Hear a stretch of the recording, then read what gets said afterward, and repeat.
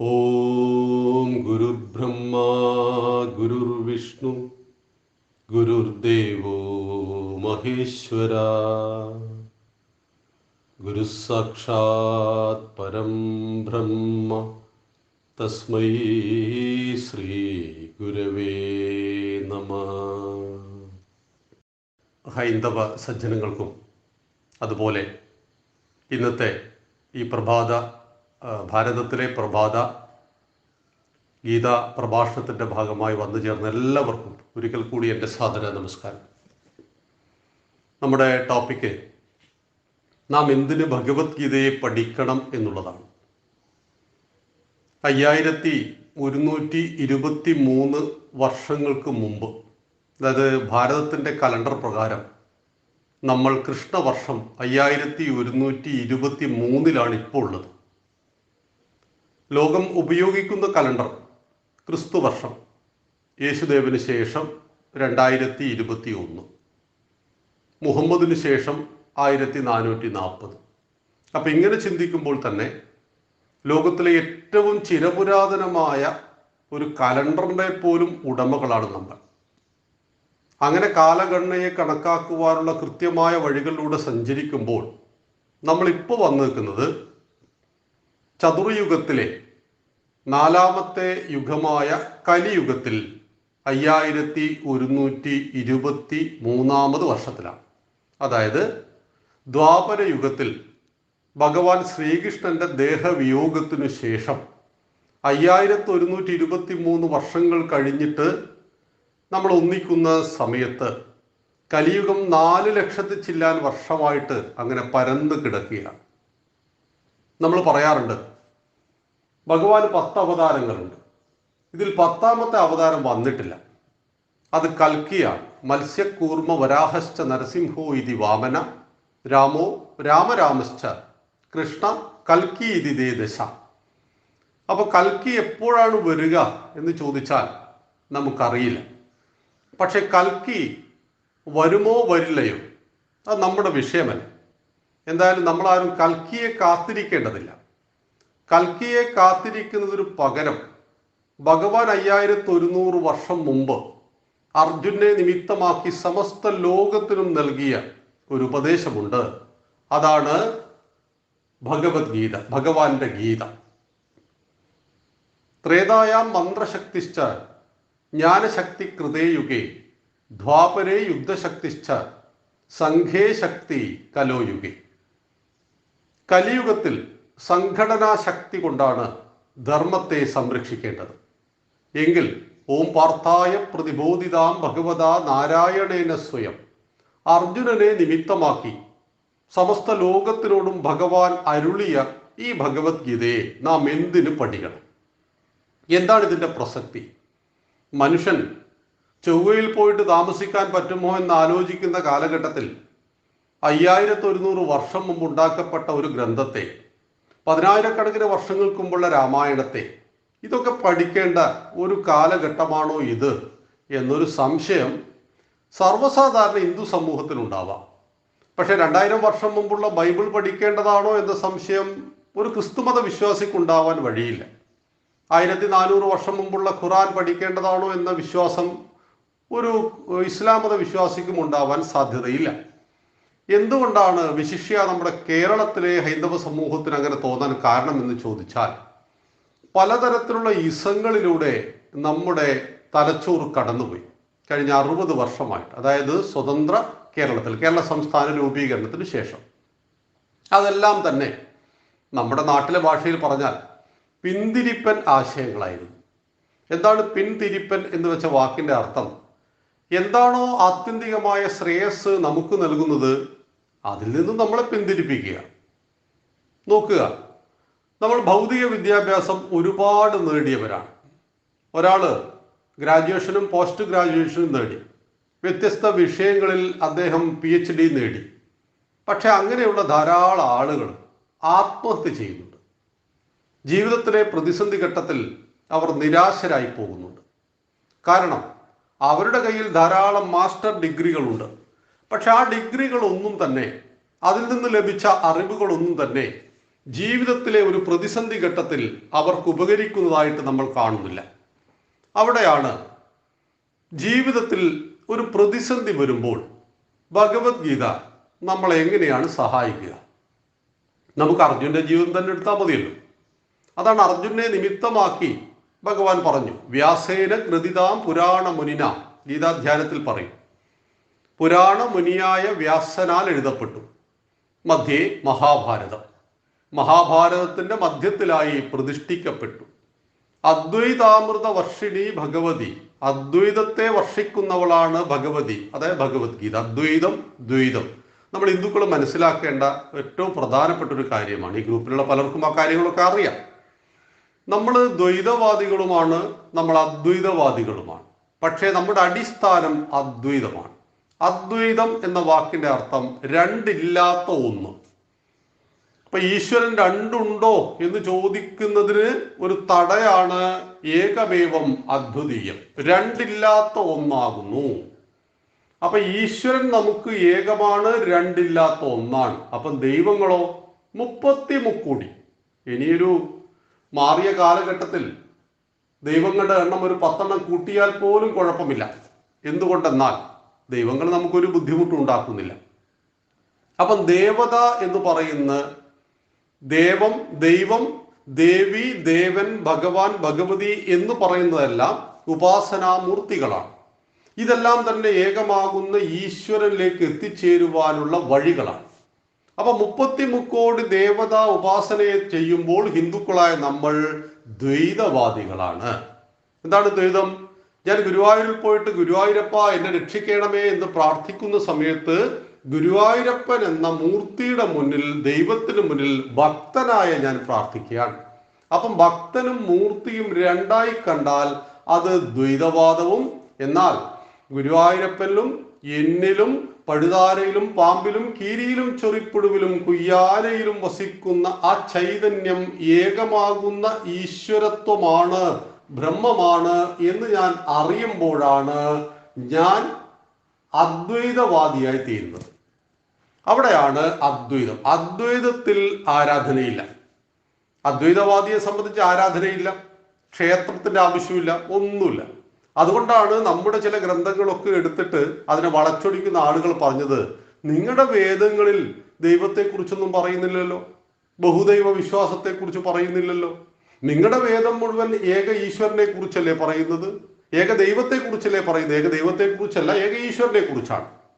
അവിടെയാണ് ഈശ്വരനും ദൈവവും രണ്ടാണ് എന്ന് മനസ്സിലാക്കാതെ അതൊന്നാണ് എന്ന് തെറ്റിദ്ധരിച്ചപ്പോഴാണ് ഇത് വരുന്നത്. ഇപ്പൊ മതങ്ങളുടെ ഏക ദൈവ സങ്കല്പം എന്ന് പറയുന്നത് സൃഷ്ടിയും സൃഷ്ടാവും രണ്ടായി കാണുന്നതാണ്. ഇപ്പൊ നമ്മുടെ മോൻ ഇവിടെ ദൈവദശകം ചൊല്ലി, അതിൽ ശ്രീനാരായണ ഗുരുദേവൻ പറയുന്നുണ്ട് ഭാരതത്തിന്റെ ഏകതയുടെ സങ്കല്പം എന്ത് എന്ന്. വളരെ മനോഹരമായ ഒരു 10 ശ്ലോകങ്ങളാണ്. അതിലാണ് നീയല്ലോ സൃഷ്ടിയും സൃഷ്ടാവായതും സൃഷ്ടിജാലവും, നീയല്ലോ ദൈവമേ സൃഷ്ടിക്കുള്ള സാമഗ്രിയായതും. അപ്പൊ സൃഷ്ടിയും സൃഷ്ടാവും സൃഷ്ടിജാലങ്ങളും സൃഷ്ടിക്കുവാൻ ഉപയോഗിച്ച വസ്തുക്കളും ഈശ്വരനാകുന്നു. എന്ന് വെച്ചാൽ ഈശ്വരൻ നിന്നും അന്യമായിട്ട് മറ്റൊന്നുമില്ല.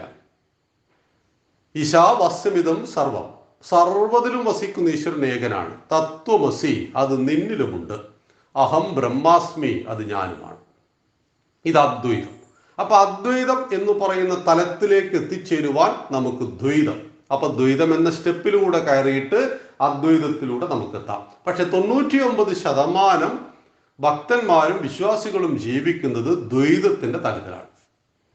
വളരെ അപൂർവമായിട്ട് ആളുകൾ മാത്രമേ, ഇപ്പൊ നമ്മുടെ കേരളത്തിൽ നമ്മൾ ചിന്തിക്കുമ്പോൾ ചിദാനന്ദപുരി സ്വാമികളെ പോലെയുള്ള സന്യാസിവര്യന്മാർ അദ്വൈത വേദാന്തികളാണ്. അതുകൊണ്ടാണ് അവരുടെ ആശ്രമത്തിന്റെ പേരെന്താണ്?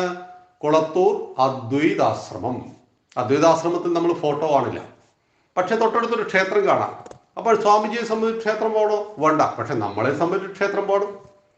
ഞാൻ MA പഠിക്കുന്നു. MA പഠിക്കുന്ന എനിക്ക് 1ാം ക്ലാസ്സിലൂടെയാണല്ലോ കടന്നു വന്നത്. ഞാൻ MA എത്തിയതിനു ശേഷം ഞാൻ പറയുകയാണ് പോസ്റ്റ് ഗ്രാജുവേഷനാണ് ഞാൻ, അതുകൊണ്ട് 1ാം ക്ലാസ്സൊക്കെ വിഡ്ഢിത്തമാണ് എന്ന് പറഞ്ഞാൽ അത് അംഗീകരിക്കാൻ പറ്റുമോ? പറ്റില്ല. അപ്പോൾ ആളുകളുടെ ഭൗതിക നിലവാരം വ്യത്യസ്ത തലങ്ങളിലാണ്. അപ്പൊ വ്യത്യസ്ത തലങ്ങളിൽ ഭൗതിക നിലവാരമുള്ള മനുഷ്യരെല്ലാം ഉയരുവാനുള്ള ഉപാസനാ സമ്പ്രദായങ്ങളുമുണ്ട്. അതാണ് വൈവിധ്യത്തിലെ ഏകത. അപ്പൊ നമ്മൾ ഹിന്ദുവിനെ സംബന്ധിച്ച് നോക്കുമ്പോൾ നമുക്ക് എത്ര എത്ര ദൈവങ്ങളാ. കാരണം നമ്മുടെ അഭിരുചികൾക്കനുസരിച്ച ദൈവത്തെ നമുക്ക് തിരഞ്ഞെടുക്കാം. ചില ആളുകൾക്ക് ദൈവത്തെ ആരാധിക്കുമ്പോൾ കുറച്ച് മദ്യം വേണ്ടി വരും. അദ്ദേഹത്തിന് കുട്ടിച്ചാത്തനെ തിരഞ്ഞെടുക്കാം. കരിങ്കുട്ടിച്ചാത്തൻ, കുട്ടിച്ചാത്തൻ, അങ്ങനെ ഒരുപാട് ചാത്തന്മാരുടെ ഒരു സങ്കല്പം നമുക്കുണ്ട്. ഇനി ശാന്തമായിട്ട് ആരാധിക്കണം ചില ആളുകൾക്ക്, അപ്പൊ വിഷ്ണുവിന്റെ ക്ഷേത്രത്തിൽ പോവാം. ചില ആളുകൾക്ക് താണ്ഡവ നൃത്തമെല്ലാം കണ്ടുകൊണ്ട് ഭഗവാനെ അങ്ങനെ ആരാധിക്കണമെങ്കിൽ ശിവക്ഷേത്രമാണ് തിരഞ്ഞെടുക്കേണ്ടത്. വ്യത്യസ്തമായ രൂപമാണ് നമുക്കെല്ലാവർക്കും. നമ്മുടെ അഭിരുചികളും വ്യത്യസ്തമാണ്. നമ്മുടെ സ്വഭാവവും സ്വന്തം ഭാവവും വ്യത്യസ്തമാണ്. അപ്പൊ വ്യത്യസ്ത രൂപഗുണഭാവത്തോടൊത്ത മനുഷ്യൻ ഒരൊറ്റ ദൈവത്തെ ആരാധിച്ചാൽ മതി എന്ന് പറയുന്നത് അത് അവന്റെ വ്യക്തിത്വത്തോടുള്ള നിഷേധമാണ്. ഇപ്പൊ നമ്മളൊരു ഹൈപ്പർ മാർക്കറ്റിൽ കയറുന്നു, നമ്മളോട് പറയുന്നു ഈ ഹൈപ്പർ മാർക്കറ്റിൽ ഒരേ ഒരു ഉൽപ്പന്നം മാത്രമേ ഉള്ളൂ എന്ന് പറഞ്ഞാൽ അതിന് നമ്മൾ വൈവിധ്യമാർന്ന ഹൈപ്പർ മാർക്കറ്റ് എന്ന് പറയും. ഇല്ല. എന്താണ് കാടും തോട്ടവും തമ്മിലുള്ള വ്യത്യാസം? കാട് എന്ന് പറഞ്ഞാൽ വൈവിധ്യമാണ്. ചെറിയ ചെടികൾ മുതൽ വൻമരങ്ങൾ വരെ, അരുവികൾ, കിളികൾ, പുഴകൾ, എല്ലാത്തിൻ്റെയും സമന്വിത രൂപമാണ് ഒരു വനം എന്ന് പറയുന്നത്. അപ്പൊ വനം കാണാൻ നമുക്ക് വളരെ വളരെ ഇഷ്ടമാണ്. വനം നമുക്ക് ഒരിക്കലും മടുക്കില്ല. തോട്ടം എന്ന് പറഞ്ഞാൽ റബ്ബറിന്റെ തോട്ടത്തിൽ റബ്ബർ മാത്രമേ ഉണ്ടാവുള്ളൂ. നമ്മൾ ആരെങ്കിലും തോട്ടം കാണാൻ പോകാറുണ്ടോ?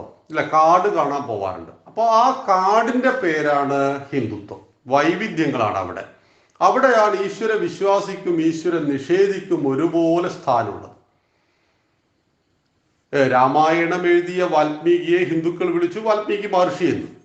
ആയുർവേദം എന്ന ശാസ്ത്രഗ്രന്ഥം എഴുതിയ ചരകനെ ഹിന്ദുക്കൾ വിളിച്ചു ചരക മഹർഷി എന്ന്. കാമശാസ്ത്രം എഴുതിയ വത്സ്യാനെയും നമ്മൾ മഹർഷി എന്ന് വിളിച്ചു. എന്തിനേറെ ദൈവമില്ല എന്ന് പറഞ്ഞിട്ട് നമ്മളോട് തർക്കിച്ചാള പേരാണ് ചാർവാകൻ. ഈ ചാർവാകനെയും നമ്മൾ വിളിച്ചത് മഹർഷി എന്നാണ്.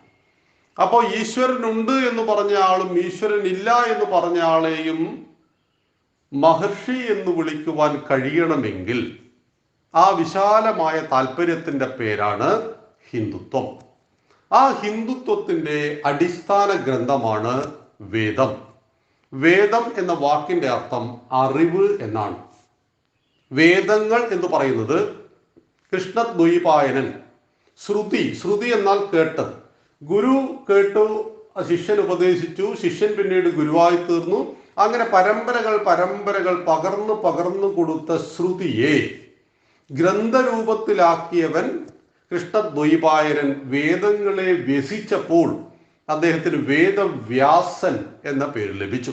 ഋഗ്വേദം, യജുർവേദം, സാമവേദം, അഥർവവേദം, അങ്ങനെ അതിന്റെ ഉപവേദങ്ങളും വേദാംഗങ്ങൾ. ശിക്ഷ, കൽപ്പം, നിരുക്തം, വ്യാകരണം, ഛന്ദസ്, ജ്യോതിഷം, ഇത് വേദാംഗങ്ങൾ. അപ്പൊ ഇങ്ങനെ വേദാംഗങ്ങൾ, ഉപവേദങ്ങൾ, വേദങ്ങൾ, ഇതാണ് വേദ സമുച്ചയം. ഇതൊക്കെ പഠിച്ചു തീർക്കുവാൻ ഒരു സാധാരണ മനുഷ്യന് എനിക്ക് തോന്നുന്നു 2-3 ജന്മം വേണ്ടി വരും. അതുകൊണ്ട് വേദങ്ങളെ മൊത്തം കടഞ്ഞെടുത്തു. നമ്മളൊരു 10 ലിറ്റർ പാലിന് അതിൽ അല്പം മോര് ഇട്ടിച്ച് തൈരാക്കിയതിന് ശേഷം അത് കടയാറുണ്ട്. എന്തിനു വേണ്ടിയിട്ടാണ്? വെണ്ണക്ക് വേണ്ടിയിട്ട്, നെയ്യ് കിട്ടാൻ വേണ്ടിയിട്ട്. എത്ര കിട്ടും? 10 ലിറ്റർ കടഞ്ഞാൽ നമുക്കൊരു 50 ഗ്രാം 100 ഗ്രാം ഒക്കെ കിട്ടും. ഇതം ഗീതാശാസ്ത്രം സർവ വേദാർത്ഥ സാരസംഗ്രഹം. സകല വേദങ്ങളുടെയും സാരസംഗ്രഹമാണ് ഭഗവത്ഗീത. ആണോ? അങ്ങനെയല്ലല്ലോ ഞങ്ങൾ കേട്ടത് എന്ന് ചില ആളുകൾ ചോദിക്കാറുണ്ട്. ഒരാൾ പറഞ്ഞു, അർജുനൻ എന്ന ഒരു സൈനികൻ പറഞ്ഞു, യുദ്ധം പാപമാണ്, അരുത് കൃഷ്ണ യുദ്ധം, ഈ ലക്ഷക്കണക്കിന് ആളുകളെ കൊല്ലരുത്, ഞാൻ കൊല്ലില്ല എന്ന് അർജുനൻ. അപ്പോ ഹിന്ദുക്കളുടെ മഹാവിഷ്ണുവിന്റെ 9ാമത്തെ അവതാരമായ ശ്രീകൃഷ്ണൻ പറയുകയാണ്, കൊല്ലടാ. അങ്ങനെ കൊല്ലില്ല എന്ന് പറഞ്ഞവരോട് കൊല്ലടാ എന്ന് പറഞ്ഞിട്ട് 42 ലക്ഷം ആളുകളുടെ മരണത്തിന് ഉത്തരവാദിയായ യുദ്ധം. 11 അക്ഷൗണിപ്പടകൾ കൗരവപക്ഷത്തും 7 അക്ഷൗണിപ്പടകൾ പാണ്ഡവപക്ഷത്തും. ഏകദേശം 42 ലക്ഷം ആളുകൾ ഇന്നത്തെ ഹരിയാനയിലെ കുരുക്ഷേത്ര യുദ്ധഭൂമിയിൽ 64 കിലോമീറ്റർ നീളവും വീതിയുമുള്ള ആ യുദ്ധഭൂമിയിൽ ആയിരക്കണക്കിന് തേരുകൾ, ആനകൾ, കുതിരകൾ ഇവയൊക്കെ കൊല്ലപ്പെട്ടു. അപ്പൊ ഇത്രയും വലിയ നാശത്തിന് കാരണമായ ആ കാരണത്തിന്റെ പേരാണ് ഗീതോപദേശം. അർജുനൻ ആ യുദ്ധത്തിൽ നിന്നും പിന്തിരിഞ്ഞു പോയിട്ട് യുദ്ധം മതിയാക്കുമായിരുന്നുവെങ്കിൽ ഇത്രയധികം ആളുകൾ മരിക്കേണ്ടി വരുമായിരുന്നോ എന്ന ചോദ്യമുണ്ട്. ഇപ്പൊ ചില നമ്മുടെ സമൂഹത്തിൽ നമ്മുടെ ഹിന്ദുക്കളായ കാഷായ വസ്ത്രധാരികളിൽ ചിലർ പോലും പറയാറുണ്ട്, ഈ മഹാഭാരത യുദ്ധവും നടന്നിട്ടില്ല, അതൊക്കെ നമ്മുടെ മനസ്സിൽ നടന്ന യുദ്ധമാണ്, അതിൽ കൗരവന്മാര് അസുരന്മാരാണ്, പാണ്ഡവന്മാരാണ് ദേവന്മാരാണ്, എന്തിനാണ് ദുർവ്യാഖ്യാനം ചെയ്യുന്നത്? ഒന്നാം ലോക മഹായുദ്ധം നടന്നിട്ടുണ്ടോ? ഉണ്ട്. 914 മുതൽ 19 വരെ. രണ്ടാം ലോക മഹായുദ്ധം നടന്നിട്ടുണ്ടോ? ഉണ്ട്. 39 മുതൽ 45 വരെ. എങ്കിൽ കുരുക്ഷേത്ര യുദ്ധവും നടന്നിട്ടുണ്ട്. 5100 വർഷങ്ങൾക്ക് മുമ്പ് ഒരു കുടുംബത്തിലെ ജ്യേഷ്ഠൻ അനുജന്മാരുടെ മക്കൾ രണ്ട് പക്ഷത്തും അനവധി രാജാക്കന്മാരും സൈന്യങ്ങളും അണിനിരന്നുകൊണ്ട് ഒരു യുദ്ധം. അത്രമാത്രം കണ്ടാൽ മതി, യുദ്ധം എല്ലാ കാലഘട്ടത്തിലുണ്ട്. അപ്പോൾ ഒരു ചോദ്യം, അർജുനൻ യുദ്ധത്തിനായിട്ട് കുരുക്ഷേത്ര യുദ്ധഭൂമിയിലെത്തി. ഈ യുദ്ധത്തിന് വരുന്നതിന് മുമ്പ് അർജുനൻ അറിയാമായിരുന്നില്ലേ ആരൊക്കെയാണ് തൻ്റെ ശത്രുക്കളെന്ന്? തീർച്ചയായിട്ടും അറിയാം. തൻ്റെ ഗുരുനാഥനായ ദ്രോണാചാര്യർ ശത്രുവിൻ്റെ കൂടെയാണ്. തന്നെ ഏറെ സ്നേഹിക്കുന്ന തൻ്റെ പിതാമഹനായ ഭീഷ്മാചാര്യർ ശത്രുവിൻ്റെ കൂടെയാണ്. ഇനി ശത്രു എന്ന് വിളിക്കപ്പെടുന്ന 100 പേർ കൗരവന്മാർ തൻ്റെ അച്ഛൻ്റെ ജ്യേഷ്ഠൻ്റെ സ്വന്തം മക്കളാണ്. അപ്പൊ കസിൻ ബ്രദേഴ്സാണ് പ്രധാനപ്പെട്ട ശത്രുക്കൾ.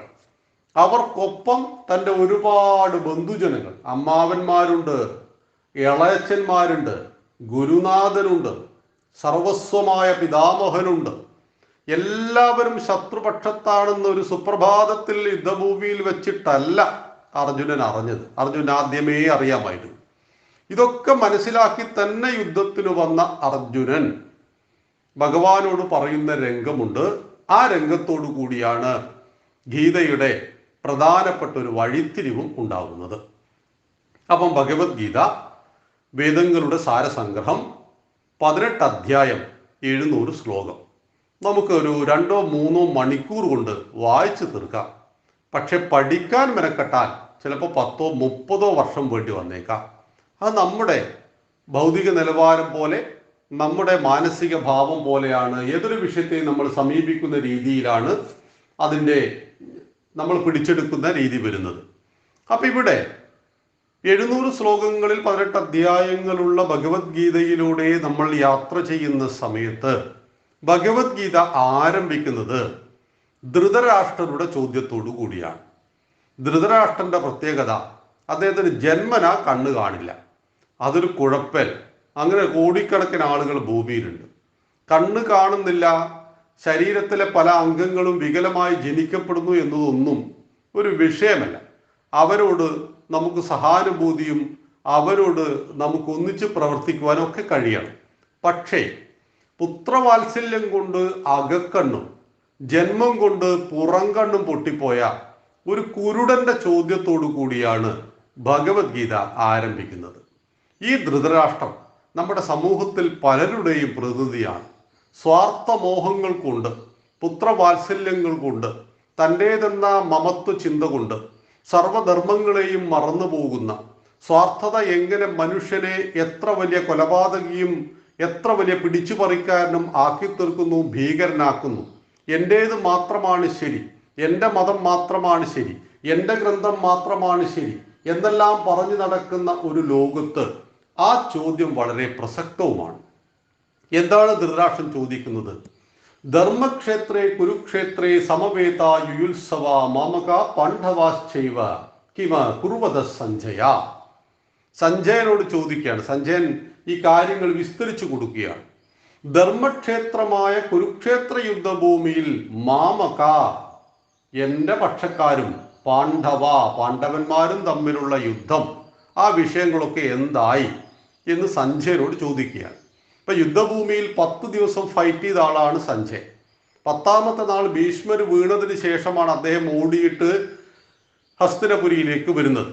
ആ സമയത്താണ് ഇദ്ദേഹം ചോദിക്കുന്നത് എന്താണ് അവിടെ സംഭവിച്ചത്.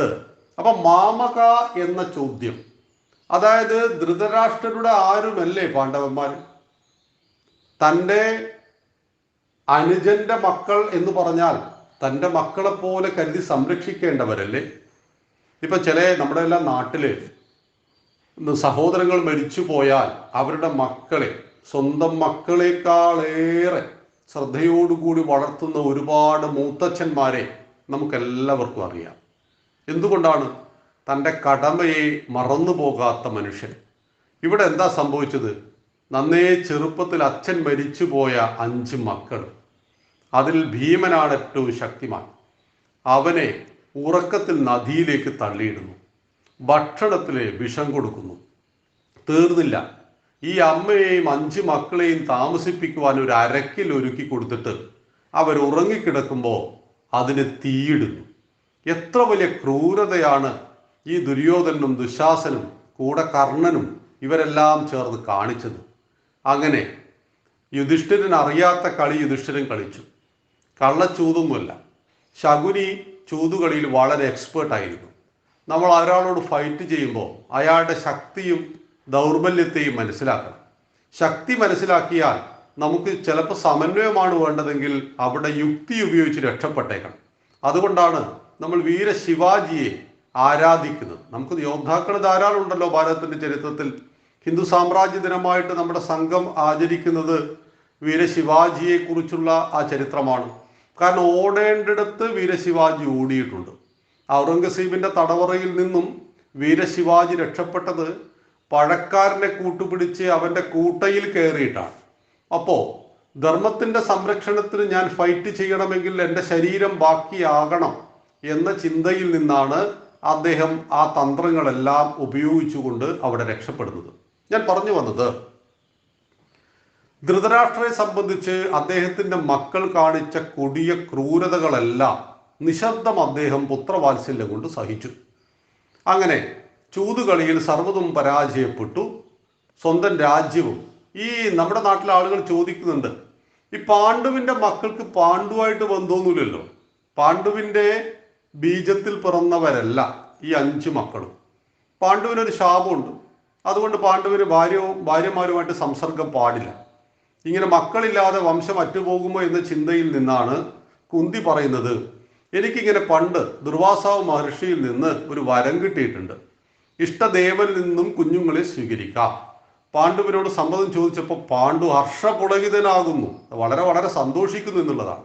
നമ്മളിപ്പോഴും ഉപയോഗിക്കാറുണ്ടല്ലോ, വാടക ഗർഭപാത്രം ഉപയോഗിക്കാറുണ്ട്, അനാഥ മന്ദിരത്തിൽ നിന്നും കുഞ്ഞുങ്ങളെ ദത്തെടുക്കാറുണ്ട്. അപ്പൊ മക്കളില്ല എന്ന് പറയുന്നത് ദുഃഖമാണ്.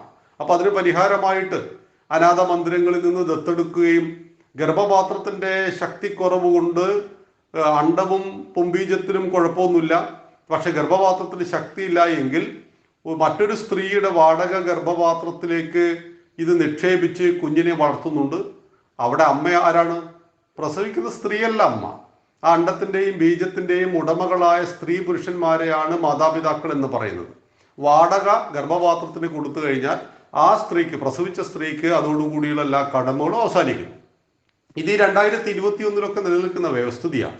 ഇതുപോലെ പാണ്ഡുവിന് മക്കളില്ല എന്ന് പാണ്ഡുവിന് അറിയാം, മക്കളുണ്ടാവാൻ വഴികളില്ല എന്നും പാണ്ഡുവിന് അറിയാം. അതുകൊണ്ട് കിട്ടിയ ഒരു വലിയ സുവർണ അവസരത്തെ ഉപയോഗിക്കുകയും ഈ 5 മക്കൾ പിറക്കുകയും ചെയ്തു.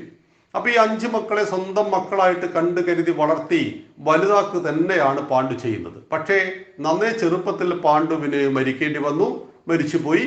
അപ്പോ ഈ മക്കളെ സംരക്ഷിക്കേണ്ട ആൾ ധൃതരാഷ്ട്രായിരുന്നുവെങ്കിൽ ധൃതരാഷ്ട്രക്ക് ഇഷ്ടമൊക്കെ ഉണ്ടായിരുന്നു, പക്ഷേ ദുര്യോധനന്റെ ദുഷ്ടതയ്ക്ക് മുന്നിൽ പകച്ചു നിന്നുപോയി ധർമ്മബോധം മറന്നുപോയ അച്ഛൻ എന്നാണ് ധൃതരാഷ്ട്രർ വിശേഷിക്കപ്പെടുന്നത്. അങ്ങനെ അവർ ഇന്ദ്രപ്രസ്ഥം ആസ്ഥാനമാക്കി രാജസൂയ യാഗം നടത്തി നേടിയെടുത്ത ഭൂമി പണയം വെച്ചിട്ടാണ് ചൂത് കളിച്ചത്. ആ ചൂതുകളിയുടെ വ്യവസ്ഥ പ്രകാരം 12 വർഷത്തെ കാനനവാസവും 1 വർഷത്തെ അജ്ഞാതവാസവും കഴിഞ്ഞിട്ട് തിരിച്ചു വരുമ്പോൾ ഈ ഭൂമി അവർക്ക് കൊടുക്കണം. 13 വർഷക്കാലം ഈ രാജ്യം ആർക്ക് അനുഭവിക്കാം? കൗരവർക്ക് അനുഭവിക്കാം. അത് തിരിച്ചു കൊടുത്തില്ല, അതായിരുന്നു പ്രശ്നം. അല്ലാതെ ഹസ്തിനപുരിക്ക് അവകാശം ചോദിച്ചിട്ട് വന്നതല്ല അവർ. ഹസ്തിനപുരി വേണമെങ്കിൽ ധൃതരാഷ്ട്രരുടെ തന്നെ എന്ന് പറയാം. അതിനും ഒരുപാട് ന്യായങ്ങളുണ്ട്, നമുക്കിവിടെ വിസ്തരിക്കാൻ സമയമില്ല. പക്ഷെ അവരുടെ രാജ്യം ചൂതുകളിയിൽ തകർന്ന് നഷ്ടപ്പെട്ട് അതിന്റെ ശിക്ഷ ഏറ്റുവാങ്ങി 13 വർഷക്കാലം കാട്ടിലും അജ്ഞാതവാസത്തിലും ജീവിച്ച് തിരിച്ചു വന്നാൽ കൊടുക്കേണ്ട ആ ഭൂമി കൊടുത്തില്ല എന്നതിൻ്റെ പേരിൽ ഭഗവാൻ യുദ്ധം ഒഴിവാക്കുവാൻ സന്ദേശവുമായിട്ട് ചെന്നു. രാജ്യത്തിന്റെ പകുതിയും കാൽഭാഗവും ചോദിച്ചു, കൊടുത്തില്ല. 5 പേർക്ക് 5 ഗ്രാമം ചോദിച്ചു, കൊടുത്തില്ല. 5 പേർക്ക് 1 ഗ്രാമം ചോദിച്ചു, കൊടുത്തില്ല. 5 പേർക്ക് 5 വീട്, 5 പേർക്ക് 1 വീട്. ഭഗവാൻ താണ് താണ് താണ് 5 ഒരു വീട് കൊടുക്കുവോ എന്ന് കൂടി ചോദിച്ചപ്പോൾ മുട്ടുസൂചി കുത്തുവാൻ ഇടം പോലും ഈ ദേശത്തിൽ എന്ന് പറയുക മാത്രമല്ല, ദൂതനെ പിടിച്ചു കെട്ടുവാൻ പരിശ്രമിച്ചു. ദൂതനോട് ഒസാമ ബിൻ ലാദൻ പോലും മാന്യമായിട്ടേ പെരുമാറാൻ പാടുള്ളൂ എന്നാണ്. ദൂതനെ കൊന്ന ഒരാൾ രാവണനാണ്, സർവനാശം സംഭവിച്ചിട്ടുണ്ട്. പിന്നെ ദൂതനെ പിടിച്ചു കെട്ടി കൊല്ലുവാൻ പരിശ്രമിച്ചാൽ കൗരവന്മാരാണ്, അവർക്കും സർവനാശം സംഭവിച്ചിട്ടുണ്ട്. അപ്പൊ ഇവിടെ യുദ്ധം ഒഴിവാക്കുവാൻ സമന്വയത്തിന്റെ സകല വഴികളും തേടിയിട്ട് ഭഗവാൻ നേരിട്ട് ദൂതുമായി ചെന്നിട്ടും ആ വിഷയം സോൾവ് ആക്കപ്പെട്ടില്ല. ഇന്ത്യയും പാകിസ്ഥാനും തമ്മിൽ യുദ്ധം ഉണ്ടാകരുത് എന്ന് ആത്മാർത്ഥമായിട്ട് നമ്മൾ ആഗ്രഹിച്ചിട്ടും നമുക്ക് 4 യുദ്ധം നടത്തേണ്ടി വന്നു.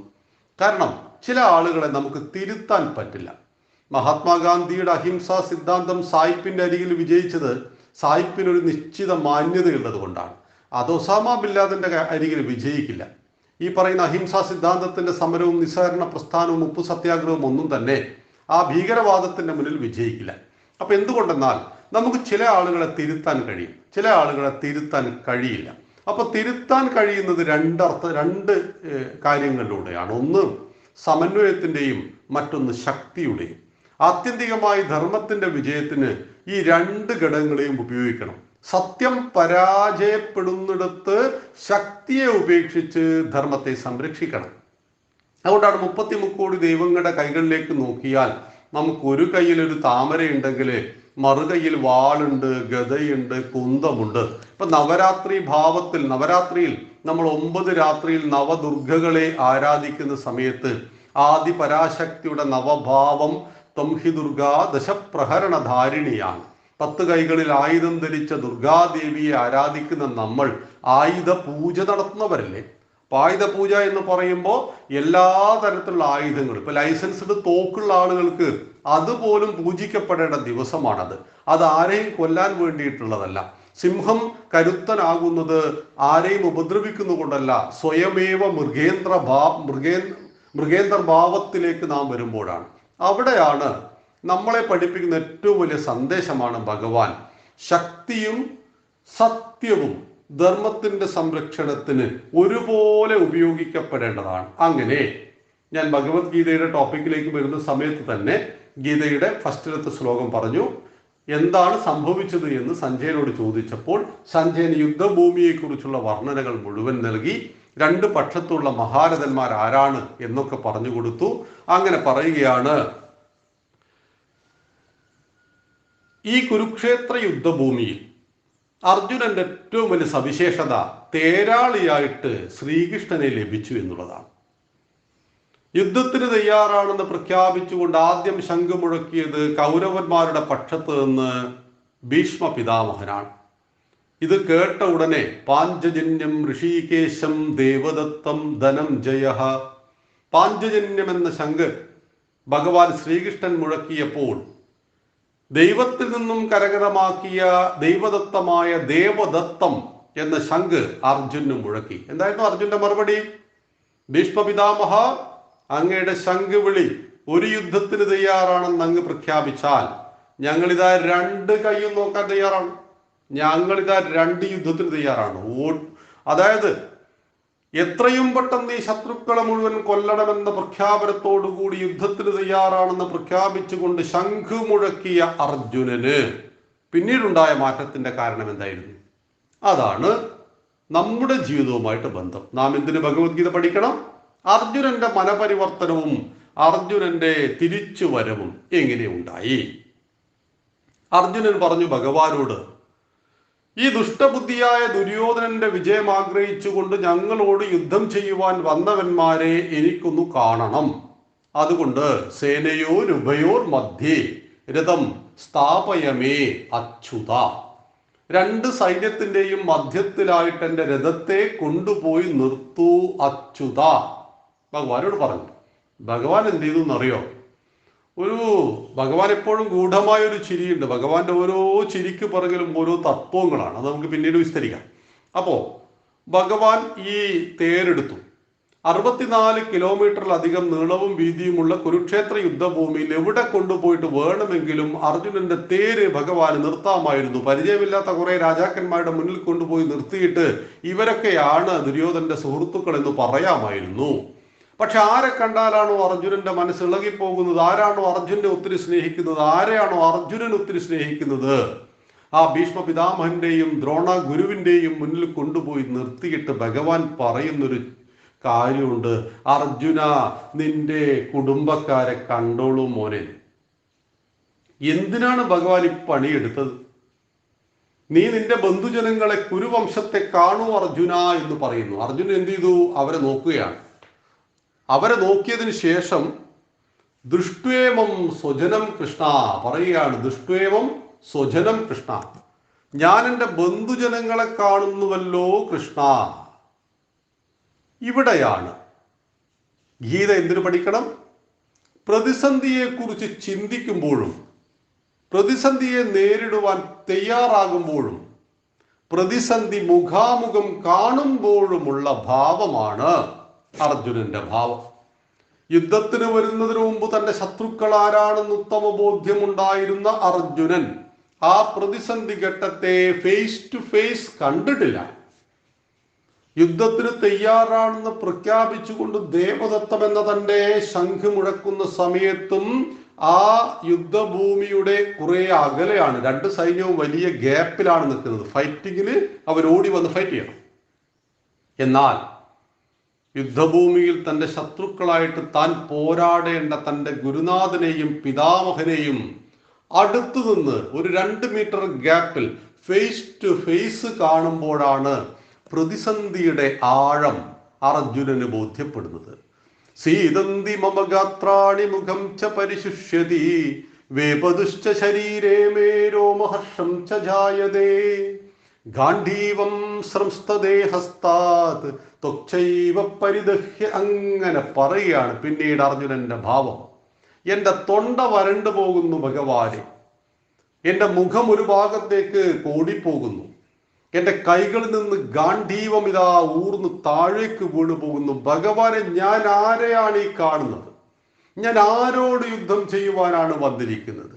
ഈ ബന്ധുജനങ്ങളെ മുഴുവൻ കൊന്നിട്ട് എനിക്ക് സ്വർഗം കിട്ടിയിട്ട് എന്താണ് കാര്യം? ഭഗവാനെ, ഹസ്തിനപുരം ഇന്ദ്രപ്രസ്ഥം എന്ന ഒരു രാജ്യത്തിന് വേണ്ടിയിട്ടല്ല, മറിച്ച് 3 ലോകങ്ങൾ നൽകിയാൽ പോലും ഈ പാപം അവസാനിക്കുമോ? ഇവരെയെല്ലാം കൊന്നിട്ട് അവരുടെ ചോര പുരണ്ട കൈ കൊണ്ട് ഭക്ഷണം കഴിക്കുന്നതിനേക്കാൾ നല്ലത് സന്യസിക്കാൻ പോവുകയല്ലേ? അർജുന വിഷാദയോഗം വളരെ മനോഹരമായ അർജുനന്റെ ന്യായീകരണം. നമ്മുടെ ന്യായീകരണ തൊഴിലാളികൾ എന്നൊക്കെ പറയാറില്ലേ, അതുപോലെ അർജുനന്റെ അതിമനോഹരമായ തത്വചിന്താപരമായ അത് കേട്ടിട്ട് പിന്നീട് ഭഗവത്ഗീത വായിക്കാത്ത ഒരാൾക്ക്, 2ാമത്തെ അധ്യായം മുതൽ വായിക്കാത്ത ഒരാൾക്ക് അർജുനൻ പറഞ്ഞ 100% ശരിയെന്ന് ബോധ്യപ്പെടും. നമ്മുടെ എല്ലാം ജീവിതത്തിലില്ലേ, ചില ആളുകൾ വന്നിട്ട് ചില വിഷയങ്ങൾ നമ്മളോട് അവതരിപ്പിക്കും. അവരുടെ അവതരണ ശൈലിയൊക്കെ കേട്ടാൽ നമ്മൾ കരുതും മറ്റേയാളുടെ കയ്യിൽ ഒരു തെറ്റും അല്ല, ഇയാളുടെ കയ്യിൽ ഒരു തെറ്റുമില്ല, എല്ലാ തെറ്റും മറ്റേയാളുടെ കയ്യിലാണ്.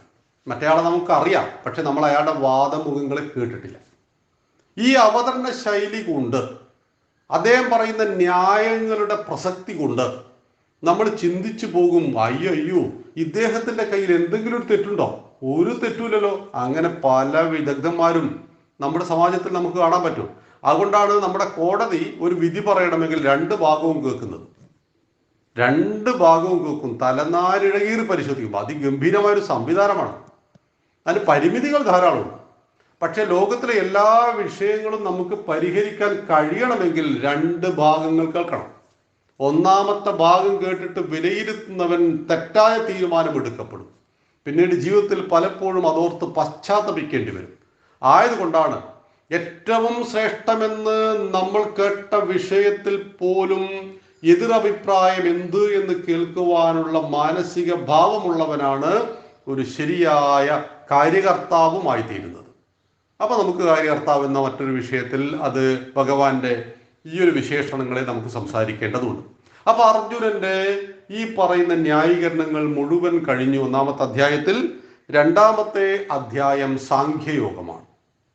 അവിടെയാണ് ഭഗവാന്റെ ഉപദേശം. ഒന്നാമത്തെ അധ്യായത്തിൽ കമ എന്നൊരക്ഷരം ഭഗവാൻ പറയുന്നില്ല. ഒരാൾക്ക് പറയാനുള്ള അവസരം നമ്മൾ കൊടുക്കണം. നമ്മുടെ നേരത്തെ ജയശങ്കർജി പറഞ്ഞു നമ്മുടെ പാഠശാലയ്ക്ക് കൗൺസിലേഴ്സ് ഉണ്ട് എന്ന്. ശരിയാണ്. നമ്മൾ ഒരു വർഷത്തെ നമ്മുടെ കോഴ്സിന് ശേഷം 100 കൗൺസിലേക്ക് നമുക്ക് പുറത്തിറങ്ങിയിട്ടുണ്ട്. അടുത്ത മാസം പുതിയ ബാച്ച് 1000 കൗൺസിലേഴ്സിനുള്ള ബാച്ച് ആരംഭിക്കുകയാണ്. നിങ്ങളെല്ലാവരും അറിയിക്കുന്നുണ്ട്. ലോകത്തിൽ എവിടെ നിന്നുകൊണ്ടും ഓൺലൈനിലൂടെ ആ ക്ലാസ് അറ്റൻഡ് ചെയ്യാം. കൗൺസിലറുടെ ഏറ്റവും പ്രധാനപ്പെട്ട കടമ എന്ന് പറയുന്നത് നല്ല ശ്രോതാവുക എന്നുള്ളതാണ്. നമുക്ക് ലോകത്തിലെ എല്ലാ പ്രശ്നങ്ങൾക്കും പരിഹരണം. നവതാ ഭക്തിയിൽ പറയുന്നത് ശ്രവണം കീർത്തനം എന്നാണ്. ശ്രവണമാണ് പരമപ്രധാനം. വർത്താനം പറയൽ രണ്ടാമതാണ്. അപ്പൊ ആദ്യം കേട്ടുകൊടുക്കുവാനുള്ള ശുദ്ധമായ മാനസിക ഭാവം നമുക്ക് അത്യാവശ്യമാണ്. അപ്പൊ എങ്ങനെയാണ് കേട്ടുകൊടുക്കേണ്ടത്?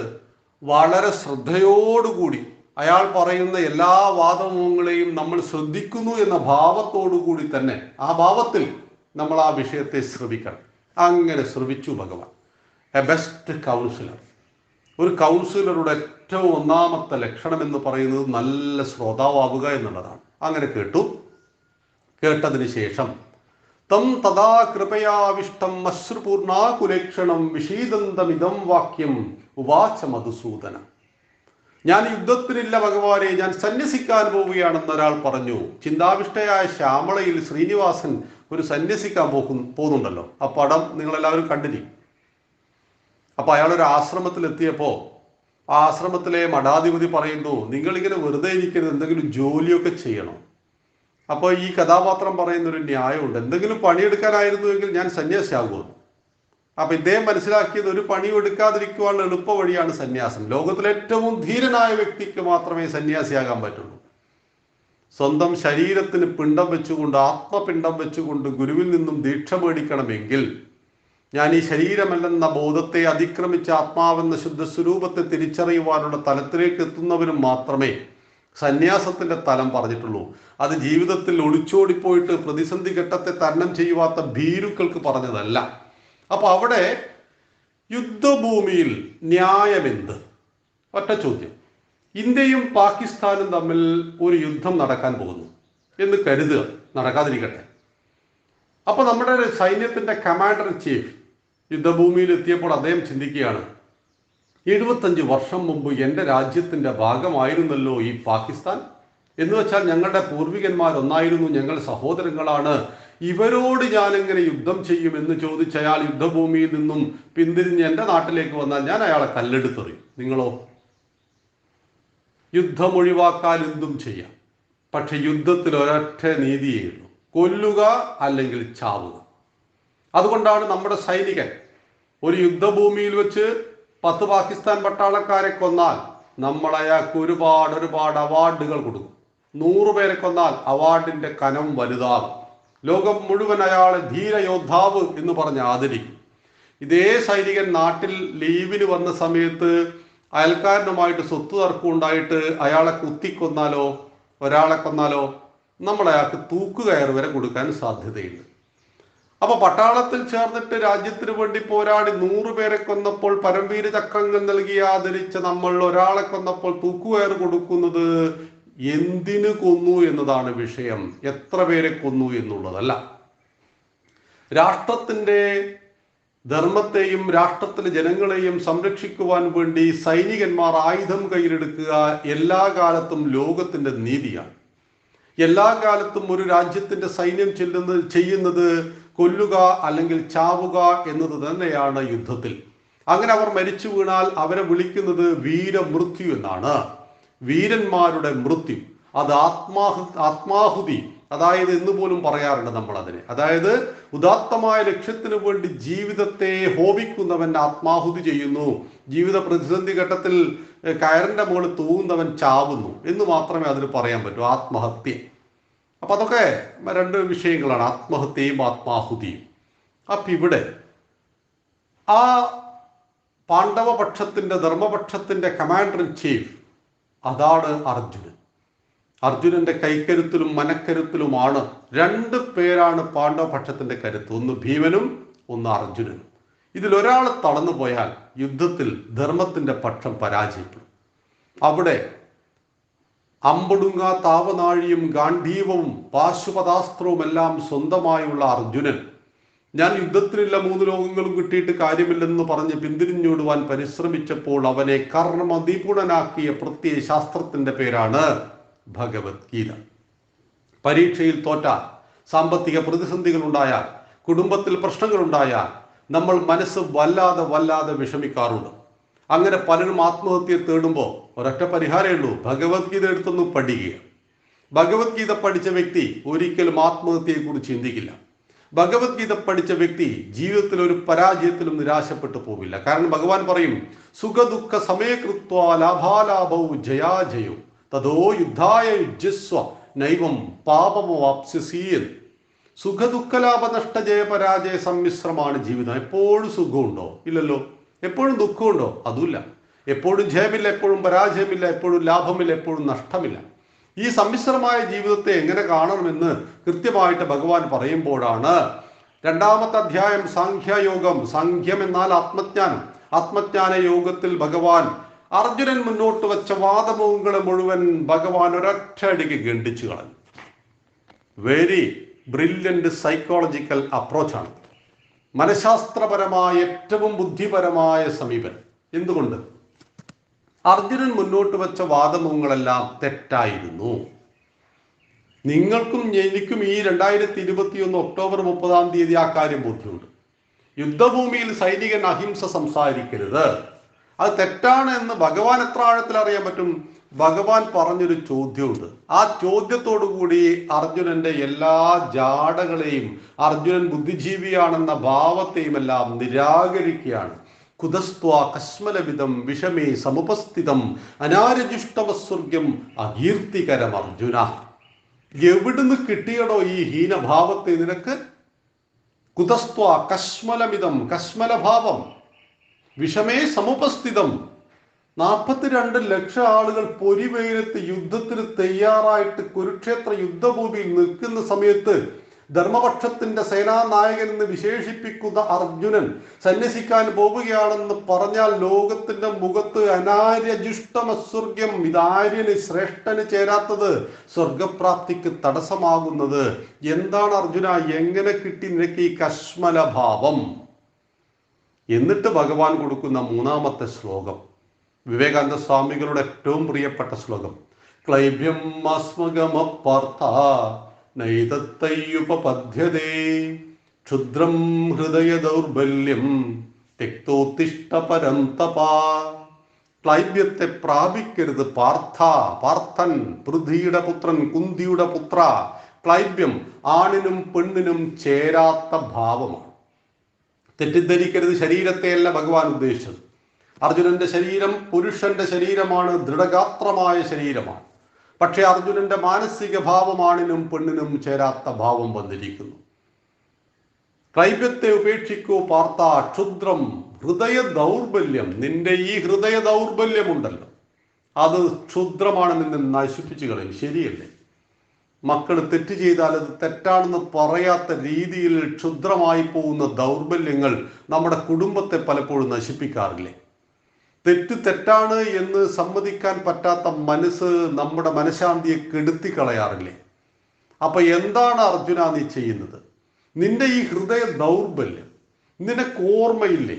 നിന്നോടും നിന്റെ അമ്മയോടും നിന്റെ സഹോദരങ്ങളോടുമെല്ലാം ഇവർ കാണിച്ച ക്രൂരതയിൽ നിന്നല്ലേ നമുക്ക് ഈ യുദ്ധഭൂമിയിൽ വരേണ്ടി വന്നത്? ഇതൊക്കെ അതിലുണ്ട് ഭഗവാന്റെ ആ വാക്യം. നിന്റെ ഈ ഹൃദയ ദൗർബല്യം ആരോടാണ്? അശോച്യാനന്ന ശോച്ഛത്വം പ്രജ്ഞാവാദാംച ഭാഷസേ. ആരെക്കുറിച്ചോർത്ത് ദുഃഖിക്കാൻ പാടില്ലയോ നീ അവരെ കുറിച്ചോർത്ത് ദുഃഖിക്കുന്നു. എന്നിട്ടോ പ്രജ്ഞാവാദാംച ഭാഷസേ, വലിയ പണ്ഡിതന്മാര് സംസാരിക്കുന്നത് പോലെ നീ സംസാരിക്കുന്നു. നോക്കൂ, ഒസാമ ബിൻ ലാദനെ കുറിച്ച് കവിത എഴുതിയ നാടാണ് നമ്മുടെ കേരളം. ആരെക്കുറിച്ചോർത്ത് ദുഃഖിക്കാൻ പാടില്ലയോ അവരെ കുറിച്ചോർത്ത് ദുഃഖിക്കുന്നു ഇവിടെ എന്ന് പറഞ്ഞാൽ അത് ലോകത്തിന്റെ വിനാശത്തിന് കാരണമായി തീരും. ലോകത്തിന് വിനാശം വിതയ്ക്കുന്ന ദുഷ്ടശക്തികളെ എപ്പോഴും നിഗ്രഹിക്കണമെന്ന് തന്നെയാണ് ഭഗവാൻ ശ്രീരാമചന്ദ്രൻ നമ്മെ പഠിപ്പിക്കുന്നത്. രാമോ വിഗ്രഹവാൻ ധർമ്മ. ധർമ്മത്തിന്റെ പ്രതീകമായ ശ്രീരാമചന്ദ്രൻ അച്ഛന്റെ വാക്ക് പാലിക്കാൻ 14 കൊല്ലം കാട്ടിൽ പോയിട്ടുണ്ട്. അച്ഛൻ മരിച്ചെന്നറിഞ്ഞപ്പോ പൊട്ടി പൊട്ടി കരഞ്ഞിട്ടുണ്ട്. സുഗ്രീവനെ പുൽകിയിട്ടുണ്ട്. ബാലിയെ കൊന്നിട്ടുണ്ട്. 72 മിനിറ്റ് കൊണ്ട് ഖരനടക്കമുള്ള 14,000 രാക്ഷസന്മാരെ ലക്ഷ്മണനും സീതയും കണ്ടു നിൽക്കെ കാട്ടിൽ വെച്ച് കൊന്നിട്ടുണ്ട്. തന്റെ ഭാര്യയെ തട്ടിക്കൊണ്ടുപോയവന്റെ നാട്ടിലേക്ക് പാലം കെട്ടി കടന്നു ചെന്നിട്ട് അവനെയും അവന്റെ വംശത്തെയും മുടിച്ചിട്ട് ധർമ്മത്തിന്റെ പ്രതീകമായ വിഭീഷണനെ രാജാവാക്കി തിരിച്ചു വന്നപ്പോൾ ഭഗവാന്റെ കൈകൊണ്ട് കൊല്ലപ്പെട്ട ആളുകളുടെ എണ്ണം 10 ലക്ഷത്തോളമാണ്. എന്നിട്ടും രാമോ വിഗ്രഹവാൻ ധർമ്മത്തിന്റെ പ്രതീകമാണ് രാമൻ എന്ന് പറയുന്നത്. ഒരു നിരപരാധിയുടെയും കഴുത്തറത്തിട്ടല്ല, മറിച്ച് എങ്ങനെയാണോ അധർമ്മത്തെ ലോകത്തിൽ നിന്നും ഉന്മൂലനം ചെയ്യേണ്ടത്, അധർമ്മം ജീവജാലങ്ങളിലില്ല. മനുഷ്യനൊഴികെ ബാക്കി എല്ലാ ജീവജാലങ്ങളും പ്രകൃതിയുടെ നിയമങ്ങളെ കൃത്യമായിട്ട് അനുസരിച്ചുകൊണ്ട് മുന്നോട്ട് പോകുമ്പോൾ മനുഷ്യൻ മാത്രം എൻ്റെ മതം എൻ്റേതെന്ന് പറഞ്ഞുകൊണ്ട് കൊല്ലാനും ചാകാനും തയ്യാറായിട്ട് ലോകത്തിൽ വിനാശം വിതയ്ക്കുന്ന സമയത്ത് അവരെയെല്ലാം നിഗ്രഹിച്ച് ഭൂമിയെ ശുദ്ധീകരിക്കേണ്ട ആവശ്യം ദൈവിക ഗുണത്തിൻ്റെതാണ്.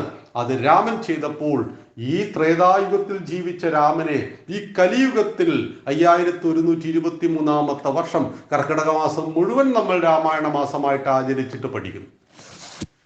അവിടെയാണ് ശക്തിയുടെ സന്ദേശം. ആ സന്ദേശത്തെയാണ് നാം പഠിക്കേണ്ടത്. നമ്മുടെ സമയം 46 മിനിറ്റായി. എത്ര മണിക്കാണ് അവസാനിപ്പിക്കേണ്ടതെന്ന് അറിയില്ല. എന്തായാലും 10 മിനിറ്റ് കൊണ്ട് അവസാനിപ്പിക്കാം. ആ ഭഗവാൻ 2ാമത്തെ അധ്യായമായ സാഖ്യയോഗത്തിലൂടെ തുടങ്ങി 18ാമത്തെ അധ്യായമായ മോക്ഷസന്യാസ യോഗം വരെ. ഗീത ചെറിയൊരു ബുക്കാണ്. അതിൻ്റെ ശ്ലോകാർത്ഥങ്ങൾ മാത്രമുള്ള ഗീത ചെറിയൊരു ബുക്കാണ്. പക്ഷെ ഇത് പഠിക്കാൻ നമ്മൾ അല്പസമയം ദിവസവും മാറ്റിവെക്കണം. ഒരു സുപ്രഭാതത്തിൽ ഇത് പഠിച്ചെടുക്കുക എന്ന് പറയുന്നത് സാധ്യമല്ല. ഇതൊക്കെ പഠിക്കുന്ന ധാരാളം മഹാത്മാക്കൾ ഈ കൂട്ടത്തിലുണ്ട്. നമ്മുടെ പാഠശാല ഗീതാ പഠനം 1000 ദിവസമാണ്. 1000 ദിവസം. നമ്മൾ 750 ദിവസം. ഇപ്പം നമ്മൾ 801ാമത്തെ ദിവസമാണ് പാഠശാല. അപ്പം ഗീതയുടെ ശ്ലോകാർത്ഥങ്ങൾ പൂർണ്ണമായി. എന്ന് വെച്ചാൽ 700 ശ്ലോകങ്ങൾ പഠിപ്പിക്കാൻ നമ്മൾ 700 ദിവസം നിശ്ചയിച്ചുവെങ്കിലും 50 ദിവസം കൂടുതൽ എടുക്കേണ്ടി വന്നു. 750 ദിവസം കൂടെ 700 ശ്ലോകങ്ങൾ. ഇപ്പൊ ഗീത തത്വവിചാരമാണ്. എന്ന് വെച്ചാൽ ഭഗവത്ഗീത നമ്മുടെ ജീവിതത്തിൽ എന്ത് പ്രസക്തി എന്ന് പറയുന്നതാണ് ഗീതാ തത്വവിചാരം. അപ്പോ ഇതിനെ ഒരുപാട് ഋഷിവര്യന്മാരൊക്കെ വിശേഷിപ്പിച്ചത് വേദങ്ങളുടെ സാരസംഗ്രഹമായതുകൊണ്ട് ആയിരക്കണക്കിന് പേജുകളിൽ പഠിക്കണം. ഇത് കേവലമായ അർജുനനെ ലക്ഷ്യം വെച്ചുകൊണ്ടല്ല. ഈ ഗീത മുഴുവൻ അർജുൻ ഉപദേശിച്ചു കൊടുത്തു എന്ന് മാത്രമല്ല, ഭഗവാൻ വിശ്വരൂപത്തെയും കാണിച്ചു കൊടുത്തു. ഇതിലൊരു അധ്യായത്തിന്റെ പേര് വിശ്വരൂപ ദർശന യോഗം എന്നാണ്. ഞാൻ എന്താണ് അർജുന? നിന്റെ തോഴനായി കിടക്കുന്ന, നിന്റെ തേരാളിയായി കിടക്കുന്ന കേവലം ഒരു ശ്രീകൃഷ്ണനാണോ ഞാൻ? അല്ല. ഞാൻ ആര് എന്ന് ഭഗവാൻ കാണിച്ചു കൊടുക്കുമ്പോഴാണ് സഹസ്രശീരുഷ പുരുഷ സഹസ്രാക്ഷ സഹസ്രപാദ്, 1000 കൈകളും 1000 കണ്ണുകളും 1000 കാലുകളുമുള്ള ഭഗവാനെ കാണുന്നു. നമ്മളെല്ലാം ധാരാളം സേവാപ്രവർത്തനങ്ങൾ ചെയ്യുന്നവരാണ്. സേവാപ്രവർത്തനങ്ങൾ ചെയ്യുമ്പോൾ നമ്മുടെ ഭാവത്തെക്കുറിച്ചാണ് മാനവസേവ മാധവസേവ എന്ന് പറയുന്ന ആപ്തവാക്യത്തിൽ ഭഗവാന്റെ ഈ രൂപമാണ്. സഹസ്രശീരുഷ പുരുഷ സഹസ്രാക്ഷ സഹസ്രപാ. എൻ്റെ ഭഗവാൻ 1000 കൈയുണ്ട്, 1000 കണ്ണുണ്ട്, 1000 കാലുണ്ട് എന്ന് വെച്ചാൽ ലോകത്തിലെ എല്ലാ കൈകളും ഭഗവാന്റെ കൈകളാണ്. ഒരു നേരത്തെ ഭക്ഷണത്തിന് വേണ്ടി ആരാണോ നിന്റെ മുന്നിലേക്ക് കൈനീട്ടുന്നത്, ആ കൈകളിൽ ഒരു ഭക്ഷണപ്പൊതി വെച്ചു കൊടുത്താൽ നീ ഭഗവാന്റെ കൈകളിലേക്കാണ് ആ ഭക്ഷണപ്പൊതി വെച്ചു കൊടുക്കുന്നത്. ദാരിദ്ര്യം കൊണ്ടും രോഗം കൊണ്ടും കണ്ണുനീര് ഒലിപ്പിക്കുന്ന ഒരാളുടെ കണ്ണുനീര് ഒപ്പിക്കൊടുക്കുവാൻ നീ തയ്യാറായാൽ നീ ഭഗവാന്റെ കണ്ണുനീര് തന്നെയാണ് ഒപ്പിക്കൊടുക്കുന്നത്. അങ്ങനെ വിശ്വരൂപത്തെ കാണിച്ച് അർജുനെ ബോധിപ്പിച്ചിട്ടും അർജുന്റെ സംശയം തീർന്നില്ല. അങ്ങനെ സംശയങ്ങൾ ചോദിച്ച് മറുപടി കൊടുത്തു. ഇതാണ് ഭാരതം. ചോദ്യം ചെയ്യാതെ വിശ്വസിക്കുവാൻ എവിടെയും ഭാരതം പറഞ്ഞിട്ടില്ല. യുക്തിയുക്തമുപാദേയം വചനം ബാലകാതപി. യുക്തിയുക്തമായത് പിഞ്ചുകുട്ടി പറഞ്ഞാൽ പോലും സ്വീകരിക്കൂ. അന്യത് യുക്തിരഹിതമായത് തൃണമിവ ത്യാജ്യം, പുല്ലുപോലെ വലിച്ചെറിയൂ. അപ്യുക്തം പത്മജന്മന. സാക്ഷാൽ ബ്രഹ്മാവ് എന്ന് പറഞ്ഞാൽ പോലും പുല്ലുപോലെ വലിച്ചെറിയണം യുക്തിരഹിതമായ കാര്യങ്ങൾ എന്ന് പറഞ്ഞ യോഗവാസിഷ്ടം ഹിന്ദുവിന്റെ യുക്തിവാദത്തിന്റെ നിർവചനമാണെന്നറിയണം. ആ ഭഗവത്ഗീതയുടെ ഏറ്റവും വലിയ സവിശേഷത അർജുനന്റെ ചോദ്യങ്ങൾക്കെല്ലാം തൃപ്തികരമായ മറുപടികൾ നൽകിക്കൊണ്ട് 18ാമത്തെ അധ്യായമായ മോക്ഷസന്യാസ യോഗം, അതായത് അവസാനത്തെ അധ്യായത്തിലെ 63ാമത്തെ ശ്ലോകത്തിൽ ഭഗവാൻ നൽകുന്നൊരു സ്വാതന്ത്ര്യമുണ്ട്. നമ്മൾ ഹിന്ദുക്കളുടെ മഹാഭാഗ്യം. നമ്മളെപ്പോലെ സ്വാതന്ത്ര്യമുള്ള ഒരു ജനത ഈ ആകാശത്തിന് കീഴിൽ എവിടെയുണ്ട്? ഇഷ്ടമുള്ള വസ്ത്രം ധരിക്കാം, ഇഷ്ടമുള്ള ഭക്ഷണം കഴിക്കാം, അമ്പലത്തിൽ പോകാം, പോകാതിരിക്കാം, രാമനെ 2 വിമർശിക്കാം, കൃഷ്ണനെ 2 വിമർശിക്കാം, ഒരു കുഴപ്പമില്ല. കാരണം നമ്മൾ തികച്ചും സ്വതന്ത്രരാണ്. ആ സ്വാതന്ത്ര്യം 5100 വർഷം മുമ്പ് കുരുക്ഷേത്ര യുദ്ധഭൂമിയിൽ 18ാമത്തെ അധ്യായത്തിൽ ഭഗവാൻ ശ്രീകൃഷ്ണൻ നമുക്ക് നൽകിയിരിക്കുന്നു. അർജുന, ഇതിതേ ജ്ഞാനമാഖ്യാതം ഗുഹ്യാത് ഗുഹ്യതരം മയ. നീ ഇന്ന് വരെ കേട്ടിട്ടില്ലാത്ത, അറിഞ്ഞിട്ടില്ലാത്ത അതീവ ഗുഹ്യങ്ങളായ ജ്ഞാനം മുഴുവൻ ഞാൻ നിനക്ക് ഉപദേശിച്ചു തന്നു കഴിഞ്ഞു. പക്ഷെ ഭഗവാൻ ശ്രീകൃഷ്ണൻ പറഞ്ഞു എന്നതുകൊണ്ട് നീ ഇതിനെ കണ്ണടച്ച് സ്വീകരിക്കരുത്, വിശ്വസിക്കരുത്. വിമർശതൈ തശേഷേണ യഥേച്ഛസി തഥാ കുരു. വിമർശന ബുദ്ധിയോടുകൂടി കാര്യങ്ങളെ പഠിച്ചതിന് ശേഷം ശരിയെ സ്വീകരിക്കുവാനും തെറ്റിനെ തള്ളിക്കളയുവാനും ലോകത്തിലെ ഏതെങ്കിലും ഒരു മതഗ്രന്ഥം അതിൻ്റെ അനുയായികൾക്ക് സ്വാതന്ത്ര്യം നൽകുന്നുവെങ്കിൽ അതിൻ്റെ പേരാണ് ശ്രീമദ് ഭഗവത്ഗീത. പ്രിയ സജ്ജനങ്ങളെ, എന്തിന് നാം ഗീത പഠിക്കണം എന്ന് ചോദിക്കുമ്പോഴാണ് സ്വധർമ്മത്തിൽ നിന്നും ഒളിച്ചോടുവാൻ പരിശ്രമിച്ചവൻ നമുക്കെല്ലാം നമ്മുടെ ജീവിതത്തിൽ ഓരോ ധർമ്മങ്ങൾ അനുഷ്ഠിക്കുവാനുണ്ട്. ആ ധർമ്മം ജോലിയാവാം, കച്ചവടമാവാം, എന്തുമാവാം. ഇപ്പോൾ നമ്മൾ വിദ്യാർത്ഥികളാവാം. വിദ്യാർത്ഥീന സുഖം സുഖാർത്ഥീന വിദ്യ. വിദ്യാർത്ഥിക്ക് സുഖമില്ല, സുഖാർത്ഥിക്ക് വിദ്യയുമില്ല. അങ്ങനെയെങ്കിൽ എൻ്റെ കടമകൾ എന്താണെന്ന് അറിഞ്ഞിട്ട് അതിന് ജീവിതത്തിൽ ആവിഷ്കരിക്കേണ്ട അവസ്ഥയിൽ വരുന്ന പ്രതിസന്ധികളെ മുഴുവൻ എങ്ങനെ തരണം ചെയ്യാമെന്നുള്ളതിന് ജീവിതാന്ത്യം വരെ ഉപകരിക്കുന്ന വിദ്യാഭ്യാസത്തിന്റെ പേരാണ് ഭഗവത്ഗീത. 2 ഹൈഡ്രജനും 1 ഓക്സിജനും കൂട്ടിയാൽ വെള്ളമുണ്ടാകുന്നു എന്ന തിയറി ഞാൻ പഠിച്ചിട്ടുണ്ട്. പക്ഷെ ഒരു വരൾച്ചയിലും എനിക്കിത് പ്രയോജനപ്പെട്ടിട്ടില്ല. A² B² പഠിച്ചിട്ടുണ്ട്. 10ാം ക്ലാസ് വരെ പഠിച്ച മാത്തമാറ്റിക്സിന്റെ 80% ജീവിതത്തിലെ ഒരു ഘട്ടത്തിലും ഉപകരിച്ചിട്ടില്ല. കെമിസ്ട്രിയും ഫിസിക്സിൽ നിന്നും പഠിച്ച ഒരു തിയറിയും ജീവിതത്തിലെ ഒരു ദുഃഖത്തിൽ ഉപകരിക്കില്ല. ജീവിതത്തിൽ വരുന്ന ഒരു പ്രതിസന്ധിയെ തരണം ചെയ്യുവാൻ നമുക്ക് എന്നും ഉപകരിക്കുന്ന ഒരു ഗ്രന്ഥത്തിന്റെ പേരാണ് ഭഗവത്ഗീത. ആ ഭഗവത്ഗീതയെ നമ്മളും നമ്മുടെ കുടുംബവും നമ്മുടെ മക്കളും എല്ലാവരും പഠിക്കണം.